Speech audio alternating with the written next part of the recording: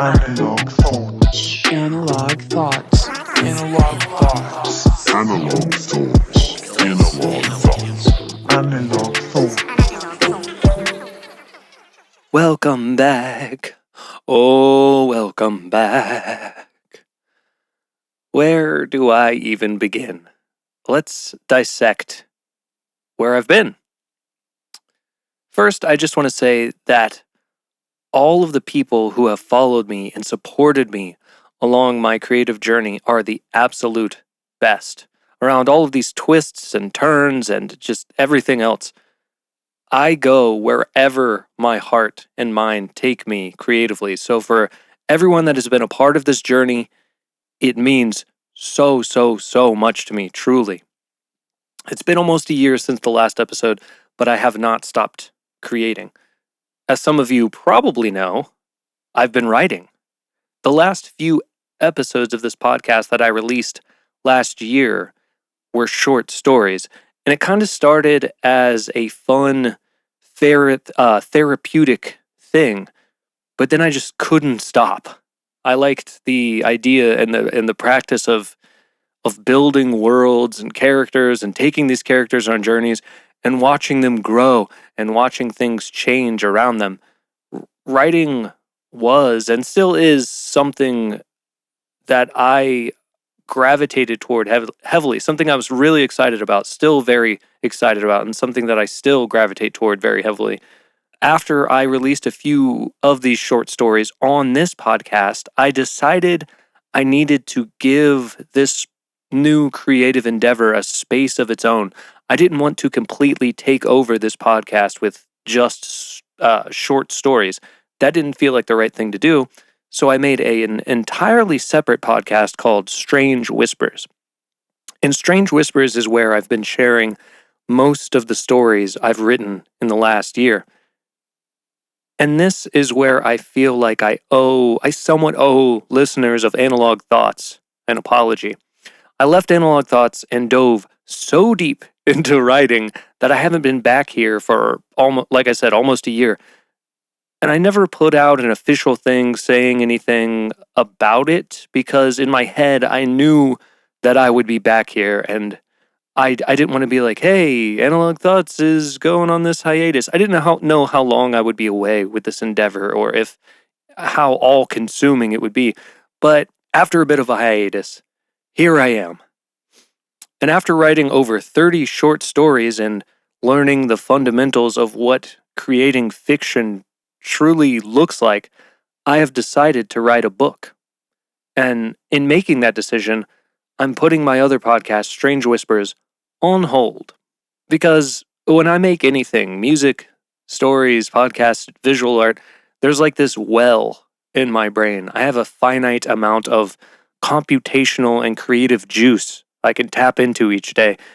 And I assume that most creators feel the same way, although there are some masterminds out there that I feel like seem to have an endless well in all of the endeavors that they decide to explore. But anyway, I've decided to write a book, and as I'm doing so, I have decided to keep my writing well filled up to the brim so it's not drained as I write this book. That's the main reason Strange Whispers is on hold. I didn't want the book to suffer creatively. I didn't want Strange Whispers to suffer creatively. But also, that's a big reason that I decided to start Analogue Thoughts back up again. I love podcasting. I love connecting. I love creating. And Analogue Thoughts is a more free-form, research-driven podcast. It pulls from a creative well that doesn't deplete my writing ideas and serves as an outlet to remain kind of flexible and malleable while writing at the same time. And in the future, I plan on finding a balance with Analogue Thoughts and Strange Whispers after I write this book. But for now, this is where I'll be podcasting. And I know I keep talking about it, my book. I've been dialing in the premise of this book and these characters and this story for months, and I'm really excited to share those things with you, very soon. And I don't want to give away too much information yet, but in the coming months, I'll be revealing more about it. the overall premise is connected to a pretty big part of my life, and it's honestly it's going to be this fusion of horror and drama and comedy, and I'm just really stoked to share some details with you. That will be coming very soon. Is a year of writing short stories. I'm reading off my notes here. I'm kind of like, the way I do this is I have a list of notes. They're little blurbs or like thoughts, and then I just look at them and I elaborate upon those thoughts. So I I wrote a note that just says, "Is a year of writing short stories enough?" And I don't know if it is. I don't know if a year of writing short stories is enough experience to tackle writing a full book. But I feel like I can do it. I feel like I have the skill set now to at least try and do it. So we'll see. Either way, it's going to be a lot of fun. In the meantime, it feels really good to be back in this space, and I hope you've been absolutely thriving. Outside of writing, creatively, I put out a little Halloween EP, and this EP marks my 10th Halloween release. It's a classic hip hop style release, and it was a blast to write. I know it's now, if you're listening to this, it's November. Halloween's been over for a couple weeks, but can't we just celebrate Halloween every day? Can't it just be Halloween every day? I'm pulling for it. I'm starting it now. I'm starting the movement. Halloween every day, 2025. Let's go. So I've been doing that. I've been making a lot of visual art, and I've actually had a surprising amount of visual art commissions coming in my way. So I've been drawing and painting and doing digital art things. I'm still looping. I'm still writing music, still exploring new facets of creativity and how to express myself and share pieces of my mind and spirit. And I won't go too deep into life stuff. I'll let more of that sort of ooze out organically throughout the future of these episodes. But basically, on a personal tip, my son is thriving. He's 2.5. He's extremely smart and funny and kind, and I'm so proud of him and extremely happy to be a father. It's really surreal to watch someone grow and learn and become more and more of their own person each and every day. It is a gift. And yeah. What else is new? We had a plot at the urban garden this year, and we grew 1 jillion tomatoes. We seriously had this one tomato plant that just blossomed into the biggest tomato plant, one of the biggest tomato plants I've ever seen. It was insane. We had yellow cherry tomatoes for months and months, and it kind of just blew my mind. It seemed like we had this endless supply of cherry tomatoes. We also grew some peppers. We grew some watermelons. It was a great time. I love gardening. Another therapeutic thing. I saw some really cool concerts this year, but my favorite concert was probably Sampha. If you're not familiar with Sampha, check out his music, Sampha. And the way that I went and saw this concert was really funny. I never do this. I never do this, but I was listening to the radio, and Mallory, my partner, was in the car, and they were giving away tickets on the radio. They're like, if you're the 7th caller, you get tickets to go see Sampha. And I was like, hey, can you call? Like, I was driving, so I was like, can you just call? Like, I have a feeling about this. And we actually won the tickets. So that's the first time I've ever done anything like that, and the first time I ever actually won tickets. So a friend and I went in Columbus, and it was one of the best live concert experiences I have ever seen. The singing, the piano, the drums, just the entire thing was so well put together and so well executed. Can't recommend checking out Sampha enough. If you're into soul music and R&B and jazz soul fusion. On another tip, my mental health this past year has been pretty decent, actually. There's been some highs and lows and ups and downs in life, but keeping in mind that every day is a gift really helps. And I try to remain very thankful for everything that I have.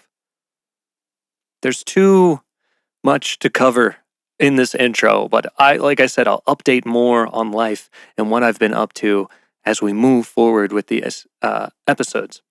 And before we get into the meat of this podcast, the phoenix I wanted to say a quick thing before we get into all that to the people who support me over on Patreon. First of all, from the bottom of my heart, thank you for your support. If you're on the Mount Analogue Patreon page, you're still going to get everything you're getting now, except Strange Whispers early access episodes will be switching to Analogue Thoughts early access episodes. Everything else stays the same, and you'll still get all the goodies you were getting before. If you're on the Strange Whispers Patreon and you'd like to jump over to the Mount Analogue Patreon for this experience while I write my book, feel free. If you'd like to take a break from the Strange Whispers Patreon for the next few months while I write this book, I completely understand and I take no offense. If you'd like to stay a patron on the Strange Whispers page and just want to keep supporting me while I write this book, you would be an absolute saint for that. All right. So after an extremely long break from this thing, let's see if I'm still able to make it all make sense. Let's talk about the Phoenix. And I'm sure you've already guessed why I picked this topic. Actually, when I was thinking about bringing this podcast back to life in my mind, I kept thinking of a phoenix rising from the ashes, coming back to life. And so I just decided to make that the actual topic. Because why not? Let's get into the phoenix. The phoenix is an immortal bird that cyclically regenerates or otherwise is born again. And while it is part of Greek mythology, it has analogues in many different cultures, such as Egyptian and Persian mythology. It's associated with the sun. A phoenix obtains new life by rising from the ashes of its predecessor.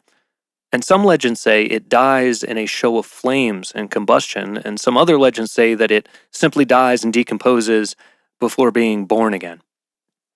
The phoenix is the only one of her species, and there's no others, which I feel like adds to the mythical rarity and legendary status of this bird.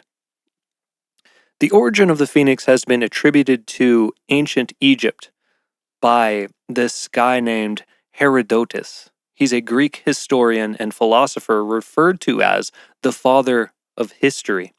He was also the first writer to apply scientific method to historical events.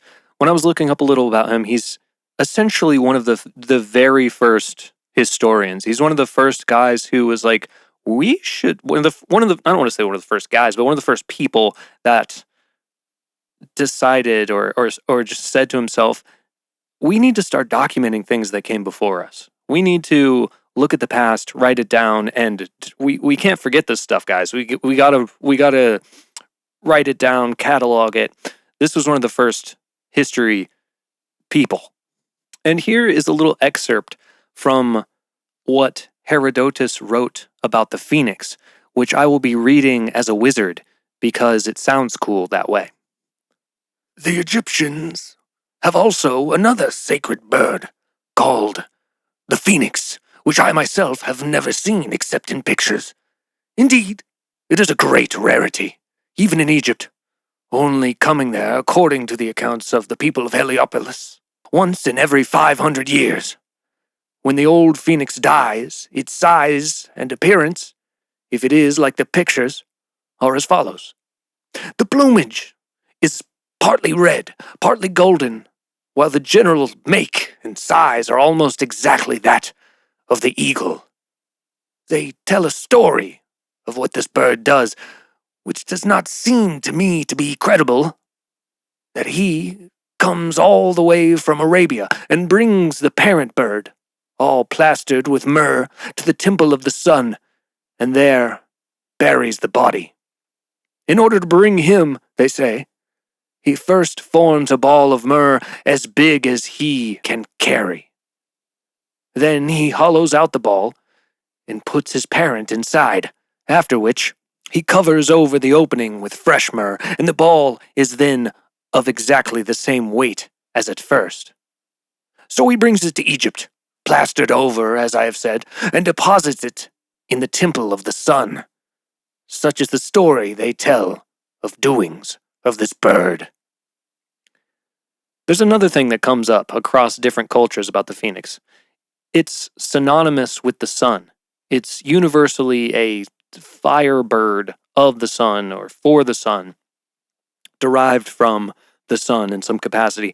The phoenix is sometimes pictured in ancient and medieval literature and medieval art as endowed with a halo, which emphasizes the bird's connection with the sun as well.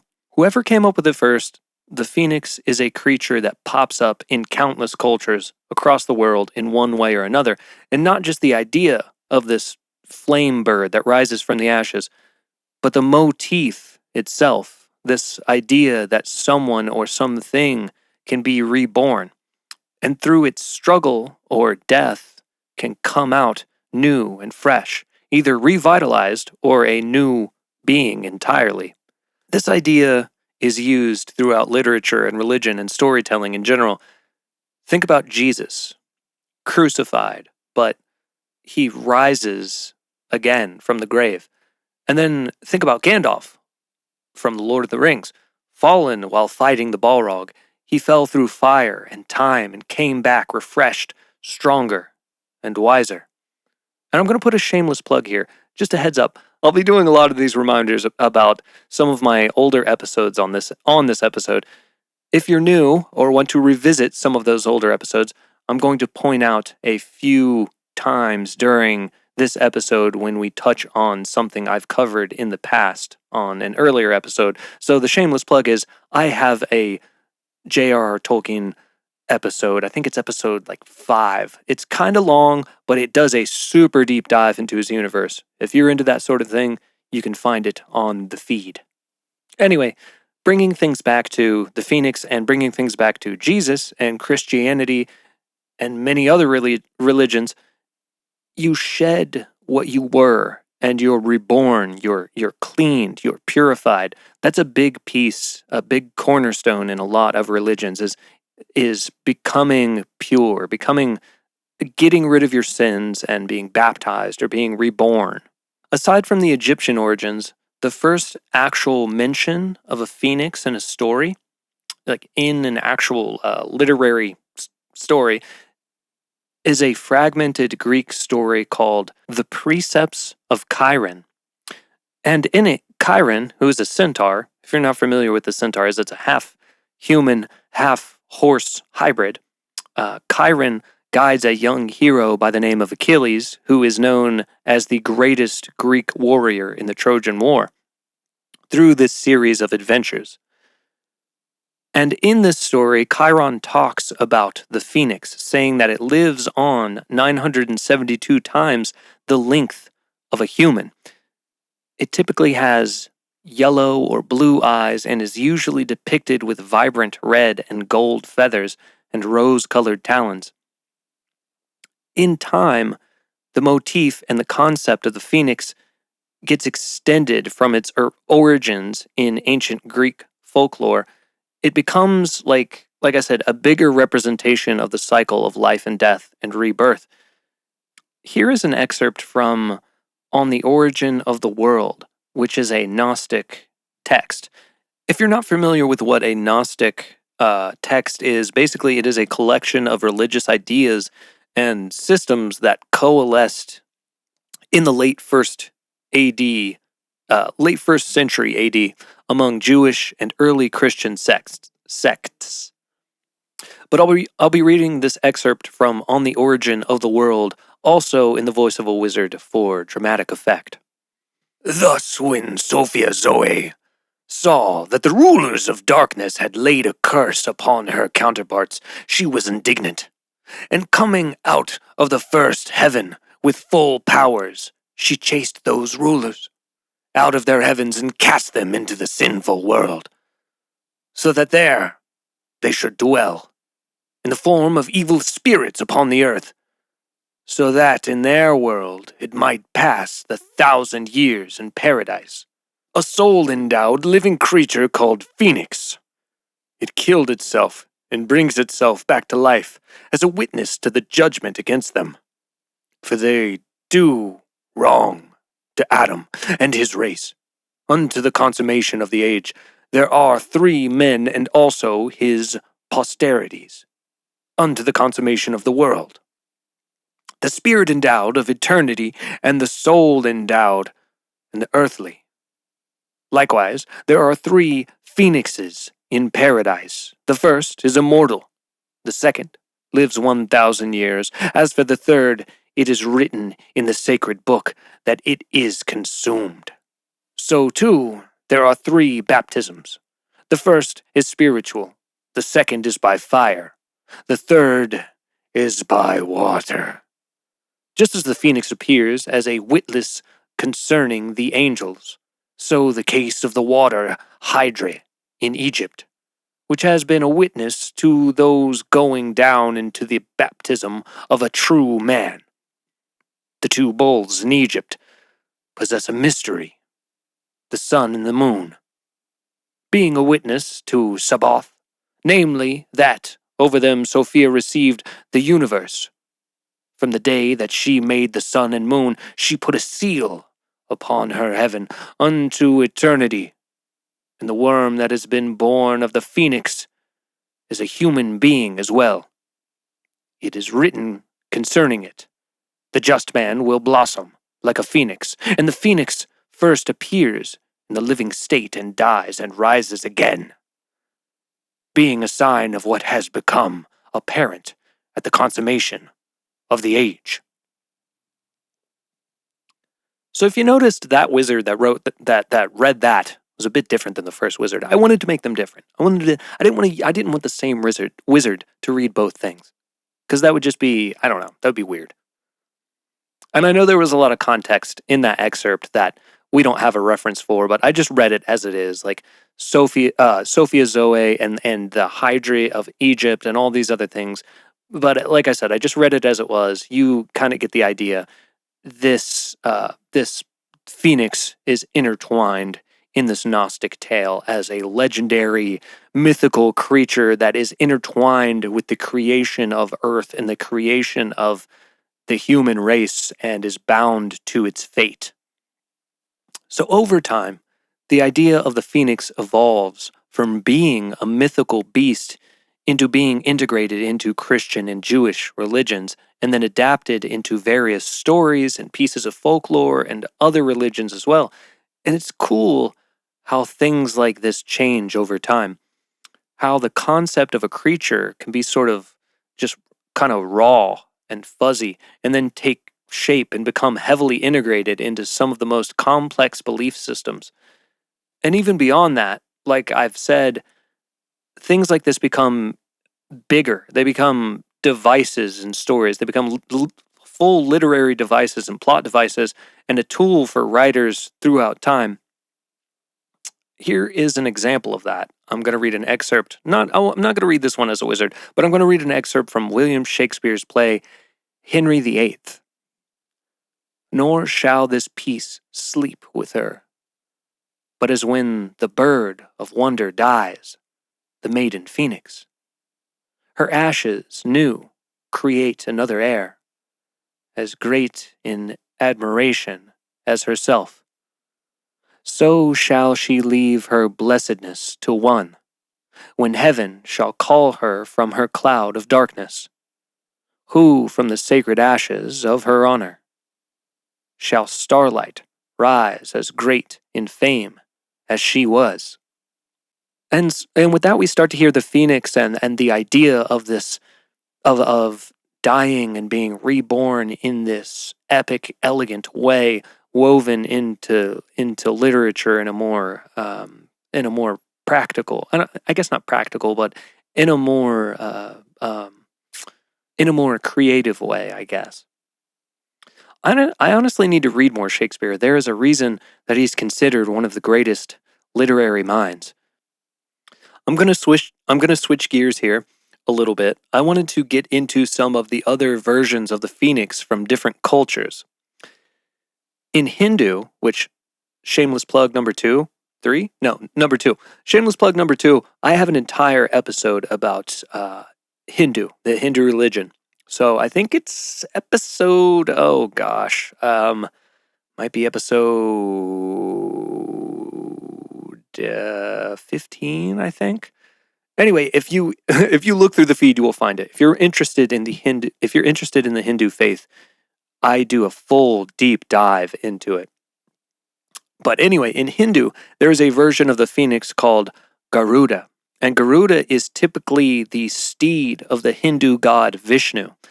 And actually, Garuda is something mentioned in Buddhist and the Jain faiths as well. Garuda is described as the king of birds, sometimes depicted as half bird, half man. He's usually portrayed as a protector that can swiftly travel anywhere to defend from evil, kind of like Superman, or kind of like just a superhero in general. From Slavic folklore, we've got the firebird. A typical role of the firebird in fairy tales is as an object of a difficult quest.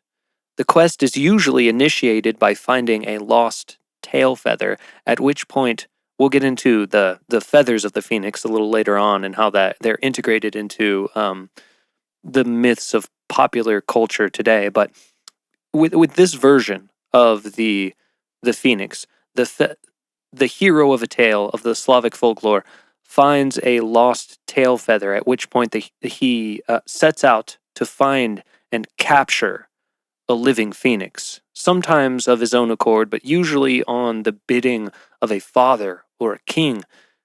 The firebird is a marvel, highly coveted, but the hero, initially charmed by the wonder of the feather, eventually blames it on his troubles. And in this context, the phoenix is more of like a dragon or a beast that must be captured rather than a hero or a helper.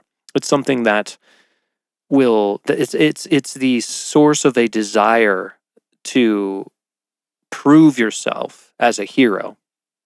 I'm going to do just one more of these analogs, of these cultural analogs, because I feel like it's one of the more important ones, if not maybe the most important one. In China, they have a version of the phoenix called the Feng Wang. If you listened to my episode on dragons, shameless plug number 3, episode on dragons, I think it was maybe episode 20, maybe 19. I'm pretty sure in that episode that I mention the Feng Wang. They are typically paired with dragons in Chinese culture, and dragons are considered some of the most majestic, wise, and powerful creatures in Eastern folklore. So for a creature to be paired with them is a huge honor and speaks volumes to how much they are revered.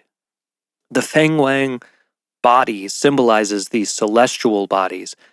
The head is the sky, the eyes are the sun, the back is the moon, the wings are the wind, and the feet are the earth, and the tail is the planets. The Feng Wang is said to have originated from the sun. Its body contains the 5 fundamental colors: black, white, red, yellow, and green.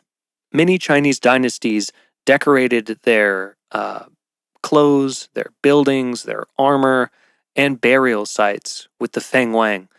It's a symbol of power, virtue, and grace. And just like we see the phoenix reflected throughout the Christian and Jewish religions, the Feng Wang is reflected in Eastern religions and spiritual paths as well.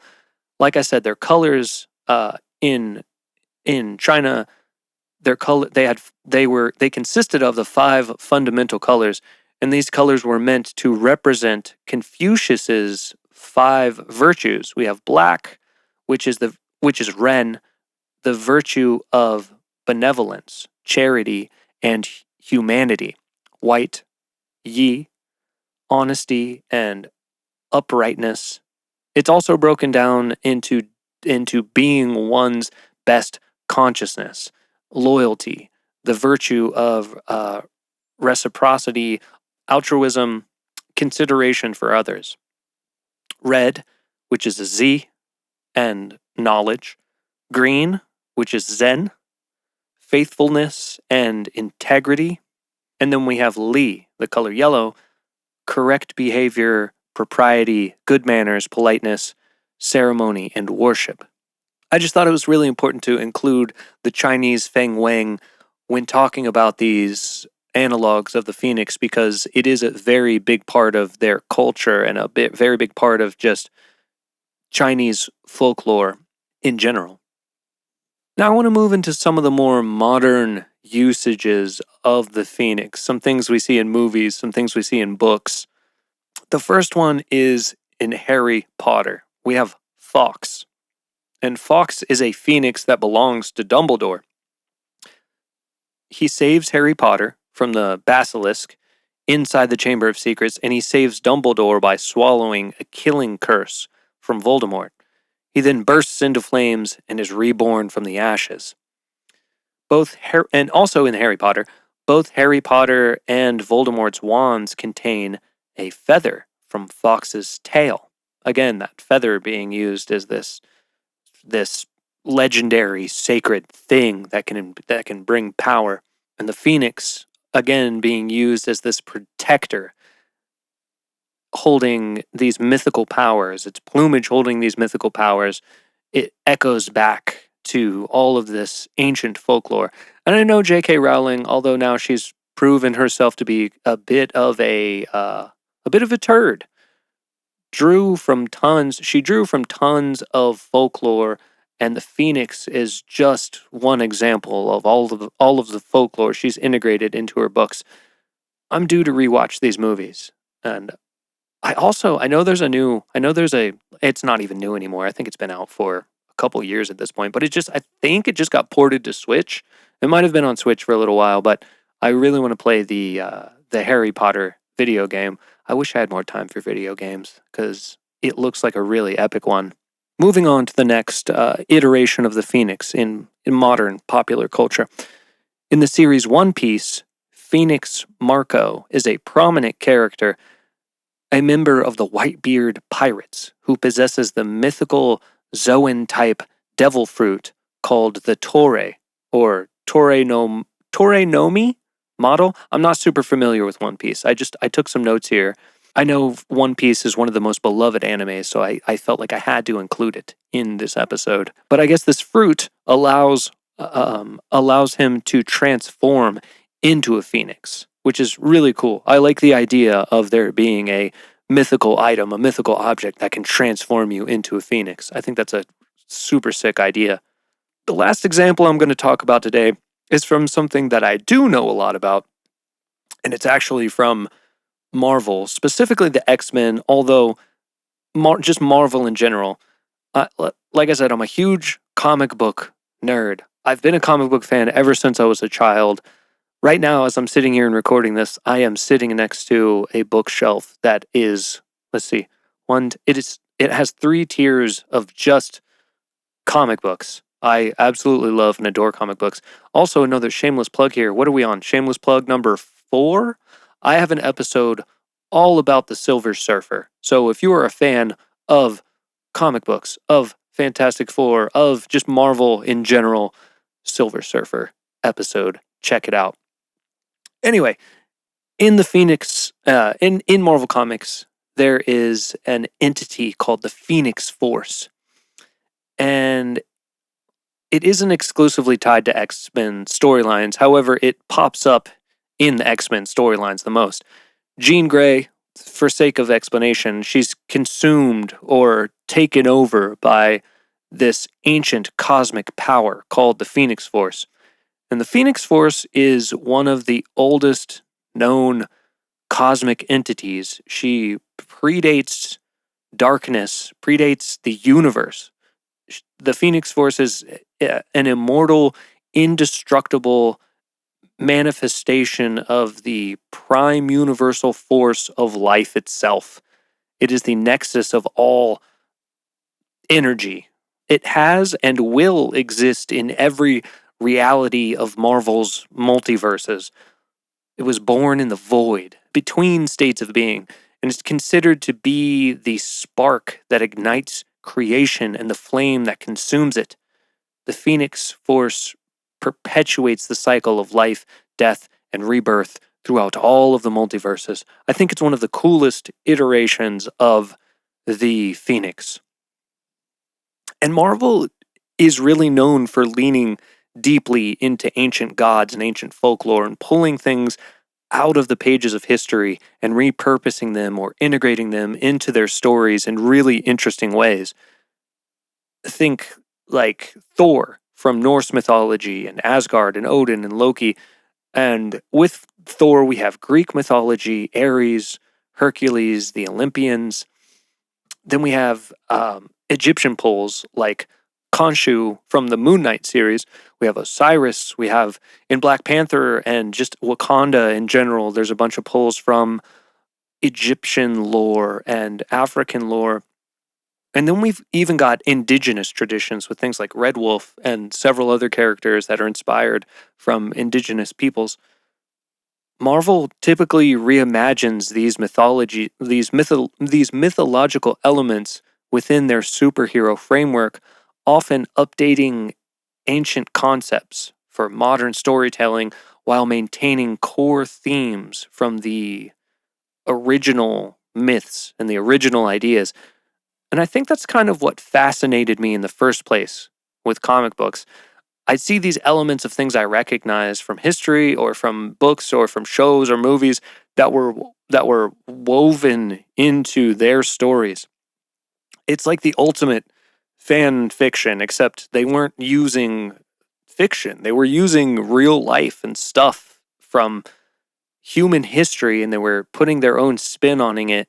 They were putting their own spin on it and reimagining it in this new creative way. And when I was a kid, I hadn't really seen that done before.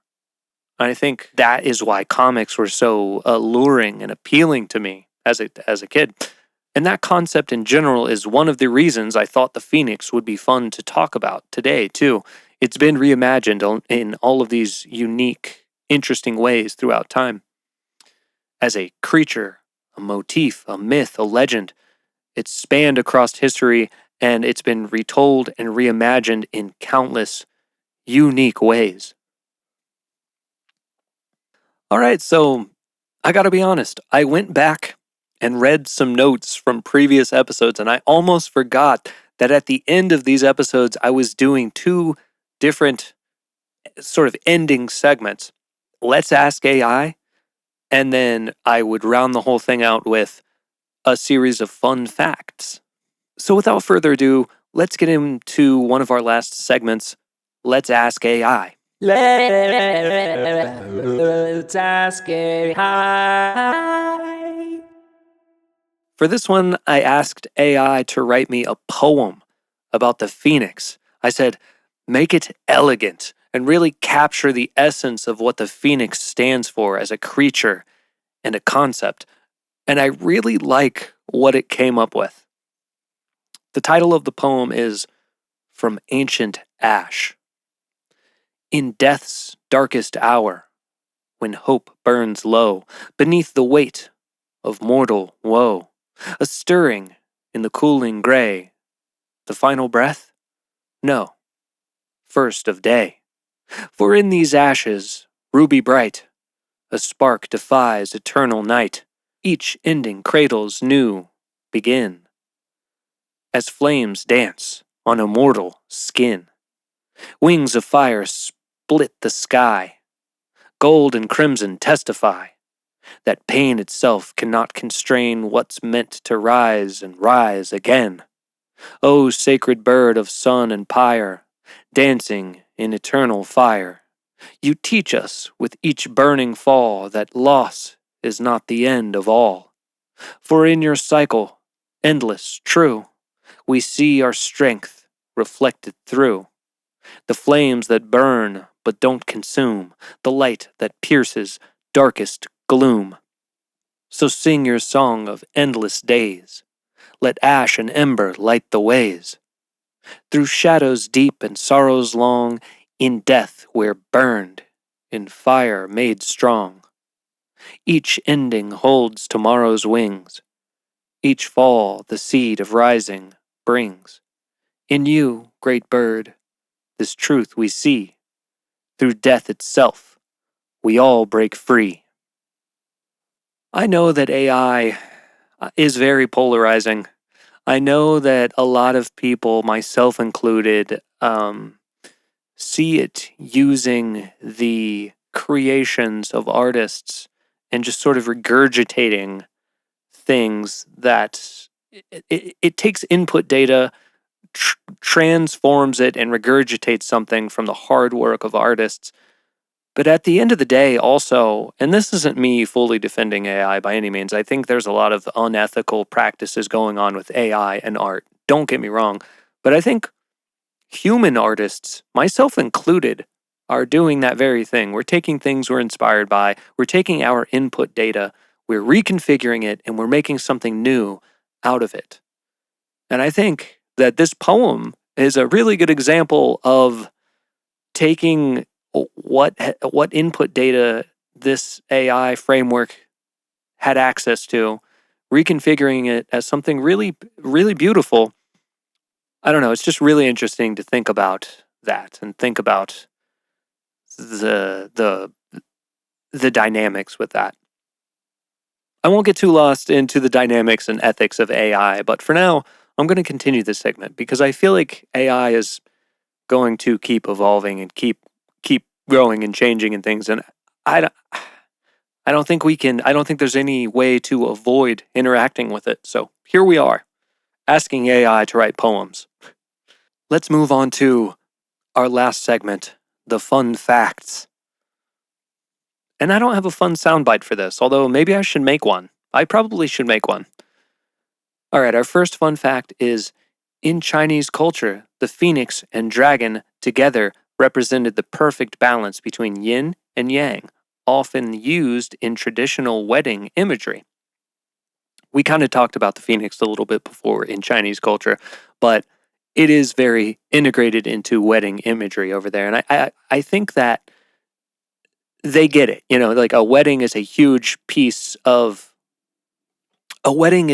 moment in someone's life. They're being reborn. They're being remade. Their whole life is changing. This is a rebirth moment. So using it as wedding imagery, perfect. Fun fact number 2. The Arabian phoenix, the anqua, was said to be so large it could carry an elephant, and ancient tales claim it lived for 1,700 years before its rebirth. Fun fact number 3, the lifespan of a phoenix varies dramatically depending on the source.